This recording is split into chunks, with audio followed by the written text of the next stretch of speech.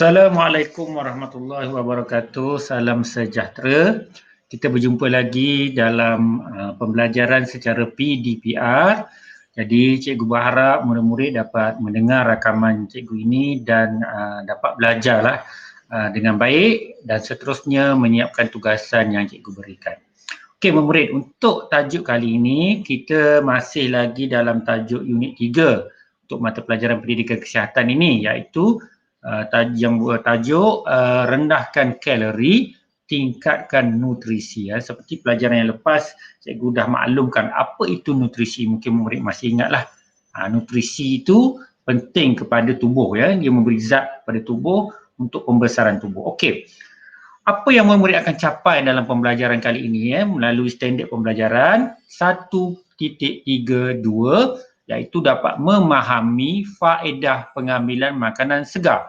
Okey, sebelum ini kita dah belajar kategori-kategori makanan, makanan segar, makanan proses, makanan apa lagi, berbagai jenis makanan lah yang ada.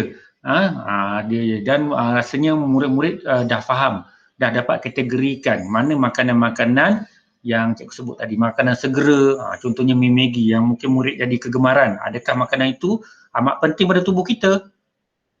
Kesan kepada tubuh macam mana pula? Adakah memberi kesan negatif ataupun positif? Jadi murid-murid kena lihat kembalilah, renung kembali makanan-makanan yang telah diambil. Tapi kali ini cikgu ingin menjelaskan tentang faedah pengambilan makanan segar. Makanan segar tu apa? Contoh dalam gambar ni, ini antara makanan segar lah. Buah-buahan, sayur-sayuran kalau boleh makanan itu belum diproses, belum dimasak, tiada campuran, kita makan terus, basuh, bersihkan, makan. Kalau makanan diproses tu, ada juga makanan segar yang dimasak, contohnya ayam, ikan. Ada makanan itu boleh disimpan lama macam ikan sardin. Itu mungkin ada kesan dia sebab dia ada campuran bahan-bahan yang lain. Okey. Seperti biasa cikgu nak ulas balik, nak jelaskan balik tentang pemakanan seimbang. Ini sangat penting. Gaya pemakanan kita di rumah amat penting kerana setiap makanan yang diambil itu perlu memberi kesan yang positif dan baik pada tubuh. Okey, seperti biasa, makanan yang manakah yang kita boleh ambil yang paling banyak, iaitu makanan yang berbentuk ataupun yang mempunyai karbohidrat seperti bijirin dan sebagainya. Kerana apa? Kerana dia memberi tenaga kepada tubuh. Tetapi kena ingat, tenaga ini penting pada tubuh sebab kita nak guna tenaga lah, nak berjalan, nak berlari, nak mengangkat barang dan sebagainya. Tapi kalau dia berlebihan dan kita tak gunakan dia, dia boleh menyebabkan penyakit. Contohnya, tenaga, kita makan karbohidrat banyak, nasi sampai 2-3 pinggan, itu karbohidrat lah nasi tu. Tapi kita duduk baring, tak buat apa je di rumah, tengok TV, tak bersukan, jadi tenaga itu tak dapat digunakan. Akhirnya dia menyebabkan penyakit kepada diri kita seperti diabetes. Jadi sepatutnya kita kena mengamalkan, kita dah ada tenaga, kita tahu kita makan banyak karbohidrat, makanan yang banyak karbohidrat, kita bersukanlah sekurang-kurangnya seminggu sekali 30 minit. Okey, yang kedua, ini makanan yang paling penting pada tubuh, terutama sekarang ni dalam suasana kita dalam situasi pandemik COVID-19 ni. Vitamin ini banyak dia membantu kita menambah imunisasi dalam badan. Imunisasi ni dia adalah boleh menyebabkan kita mengelakkan kita daripada jangkiti. Dia boleh melawan, dia ada kekuatan untuk kita melawan penyakit. Imunisasi ni. Okey, yang ketiga protein. Protein ni sebenarnya dia ada bahan kimia. Tapi bahan kimia itu juga penting pada tubuh. Tetapi jika dia berlebihan, sama macam karbohidrat, kalau dia berlebihan, dia boleh merosakkan tubuh. Dan kepentingan utama protein ini ialah dalam pembesaran otot. Otot kita membesar. Okey, kita makan secara sederhana. Dan yang terakhir, lemak. Lemak ni ada dalam apa? Banyak dalam gula. Dalam apa lagi? Susu, santan, apa lagi? Margarin, kek dan sebagainya. Jadi yang ni paling sedikit. Dia lemak ni sama fungsinya macam karbohidrat, dia juga memberi tenaga. Tapi seperti mana yang cikgu sebut tadi, kalau dia berlebihan, dia menyebabkan penyakit pada tubuh. Jadi kita kena tentukan kadar-kadar makanan tersebut yang kita ambil tu, kadar-kadarnya macam mana. Dan yang penting, yang penting sekali, pemakanan ini salah satu gaya hidup sihat.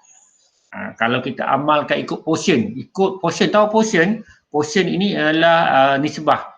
Apa yang paling banyak? Okey, makanan yang banyak vitamin paling banyak. Karbohidrat kita kurang sikit. Protein tak boleh banyak daripada vitamin. Lemak kena paling sedikit. Jadi itulah gaya hidup sihat dari segi pemakanan, dan tanpa yang lain lah. Maksudnya dalam masa yang sama kamu mengamalkan riadah secara seminggu sekali, bersukan, jogging, naik basikal dan sebagainya, terpulang lah. Asalkan kamu melaksanakan riadah dan boleh menyebabkan tenaga yang ada dalam pemakanan kamu dicerna, digunakan sebaiknya. Okey. Makanan segar. Apa itu makanan segar? Makanan segar adalah makanan yang belum dimasak. Ingat belum dimasak atau belum diproses. Ada beza tu. Kalau dimasak, contohnya ayam, daging, mesti kena masak kan? Sebab itu, makanan yang digoreng, makanan yang direbus, makanan yang dipanggang, itu beza dia punya zat dia. Biasanya kalau makanan berdaging ni, kalau dari segi khasiat dia kita nak kekalkan, elok kita guna kaedah panggang ataupun kita bakar. Berbanding kita campurkan dengan minyak. Dia dah campur dengan minyak, dah lain dah. Awalah, dah campur dengan bahan-bahan lain seperti sup dan sebagainya, dah jadi lain. Jadi seperti makanan segar yang lain yang kita makan terus, buah-buahan lah, sayur-sayuran yang seperti ulaman, itu sangat bagus pada tubuh kerana belum dicampur dengan mana-mana bahan. Itu yang dinamakan bahan makanan segar. Ini contoh yang cikgu sebut tadi lah, buah-buahan, sayur-sayuran, ulam-ulaman, susu segar. Susu segar ni apa? Susu yang kita ambil daripada haiwan lah. Kita ambil, kita minumlah susu kambing. Hidupan laut, ikan, udang, ayam, daging. Ini contoh gambar. Okey, di sini, ini yang patut murid-murid ketahuilah dalam pembelajaran kali ini dan kena faham, iaitu faedah mengambil makanan segar. Ya, kita tahu makanan segar itu contoh tadilah. Apa faedah ataupun kepentingan ataupun manfaat kita mengambil makanan segar ini? Okey, yang pertama, dia boleh memastikan bekalan nutrien ataupun nutrisi yang berkualiti dalam kuantitinya. Contohnya kita ambil banyak-banyaklah kualitinya. Contohnya sayuran banyak, kita untuk vitamin, untuk ketahanan badan, banyak baguslah. Contohnya mengandungi vitamin dan garam mineral. Okey, yang kedua, dia memberikan tenaga kepada otak dan membantu memelihara memori dengan sempurna. Ini ada makanan-makanan inilah. Okey, yang ketiga, mengurangkan risiko bahan kimia anti-gelatin dan pengawet. Anti-gelatin ini mungkin benda-benda yang boleh menyebabkan kesan seperti gula yang menyusahkan pencernaan pada tubuh. Jadi makanan seperti buah-buahan dan ini bagus. Dia boleh menyebabkan kita anti-gelatin dan gula dalam tubuh tu kurang. Daripada kita minum air bergula tu, baik kita makan manisan yang asal daripada buah. Dan tak ada pengawet. Buah-buahan ini sebenarnya tak ada pengawet. Sayur-sayuran ni tak ada pengawet, kecuali kalau dia proses, disimpan dalam tin dan sebagainya, tu dah dicampur dengan pengawet dan ada kesan bahan kimia. Okey, seterusnya buah-buahan sayur-sayuran ni, makanan segar lah ini, dia juga mempunyai rasa atau manisan semula jadi. Seperti yang sebut tadi, manisan semula jadi. Kalau kita makan buah apa, rambutan, manisnya semula jadi, bukan kita campur gula. Kalau makan buah kurma, kurma tu kan manis, tu semula jadi buah. Okey, yang seterusnya, yang kelima, kepelbagaian tekstur seperti rangup. Ada buah yang rangup, ada lembap dan berair. Kita dapat macam-macam rasa. Yang keenam, segar serta pelbagai warna dan menarik. Menarik itu kita sukalah tengok buah ni macam ni. Tengok sayur-sayuran macam ni, menarik. Tetapi yang penting dia segar. Dia bukannya telah dicampur dan sebagainya.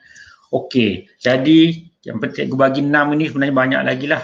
Banyak lagi mungkin murid boleh cari. Sebenarnya apa yang penting di sini, jom kita makan makanan segar ini kerana banyak memberi kebaikan kepada tubuh. Dan yang penting, seperti Cikgu nyatakan tadi, dalam suasana sekarang kita sedang mendepani COVID-19 ini, penyakit virus COVID-19 ini. Jadi makanan segar ni sangat penting kepada diri kita untuk kita menambah imunisasi tubuh kita untuk melawan penyakit. Okey, Seperti biasa, tugasan yang murid kena laksanakan kali ini kena melengkapkan peta ITING. Peta ITING macam inilah. Tajuk dia, berikan manfaat makanan sayur-sayuran atau ular-laman dan buah-buahan. Apa manfaat dia? Makan sayur-sayuran dan ular-laman dan buah-buahan. Ada berapa maklumat yang kena berikan ataupun manfaat dia? Ada 3, 4, 5. Ada 5. Jadi murid lengkapkan ke-5 bulatan itu dan nanti bila dah siap, seperti biasa murid-murid boleh buat naik dalam Google Classroom, bahan itu ambil gambar buat naik, dan kalau tak boleh gunakan aplikasi WhatsApp ataupun Telegram ya, hantar kepada cikgu ya. Okey, itu saja yang cikgu dapat sampaikan untuk pembelajaran kali ini. Semoga murid terus berada dalam keadaan sihat, selamat dan sejahtera. Sekian, wabillahi taufiq wa hidayah. Wassalamualaikum warahmatullahi wabarakatuh dan salam sejahtera. Okay, bye-bye. Kita jumpa lagi di minggu seterusnya.